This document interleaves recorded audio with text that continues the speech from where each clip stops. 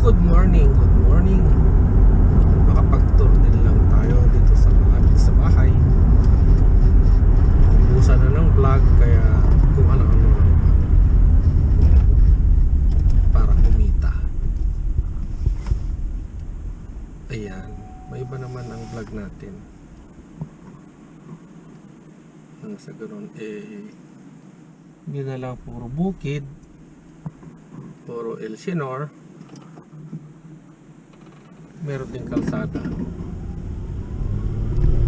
pag may time.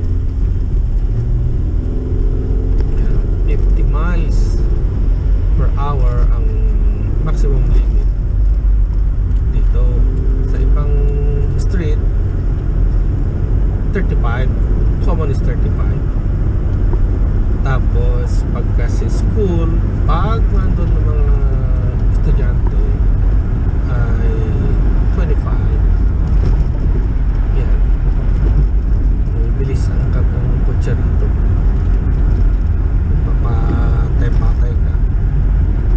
Sa nakakainis, at ka nila eh. Kaya pagka mabagal ka, kung ka naman sa slow lane, kasi itong dinadaanan ko ngayon is slow lane, fast lane. Ito, inner lane is fast lane. Tapos yung second or middle lane is middle. Tapos yung banda ron sa may sidewalk is slow.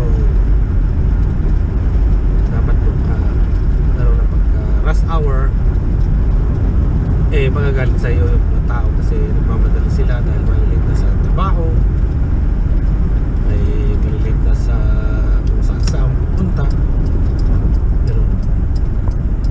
Bakit naman kasi nagmamadali? Di ba mag-budget ng ilang oras? Oop, dito na tayo. Yan. Green is money.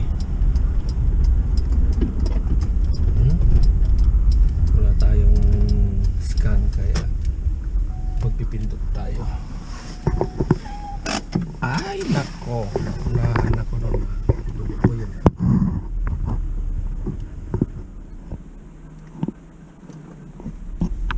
Ayun, may camera siya. Mga dahon din bago ang kulay. I know it's against the sun, pero doon siguro sa iba. Yan ang maple tree kung tawagin.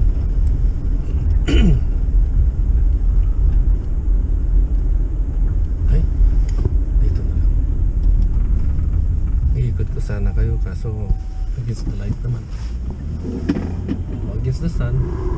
Dito yung green naman na punong kahoy. Iba-iba yung kahoy nila rito. Yung iba lonely, yung iba sad, yung iba happy. Kasi walang tricycle dito. Yan. Tapos dito naman sa street na ito ang lonely. Yun ang lonely street. Yung dahon nila bakit naman nalalagyan ng maple tree? Malalaglag lahat ng dahon kasi malapit nang mag winter. I mean, wala namang snow, diba? Winter po na dahil buti na lamang. Yan, dito naman sad din yung puno dahil katatapos lang ng Halloween kaya bagay na bagay. Ayan, may pusil isa. Yan na. So yan po ang aming lugar. Saan makikita ang bahay ni Papsi.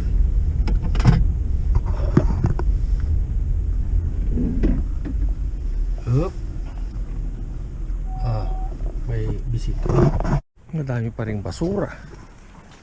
Leftover ng ating pinadala na bagahe. Magalat.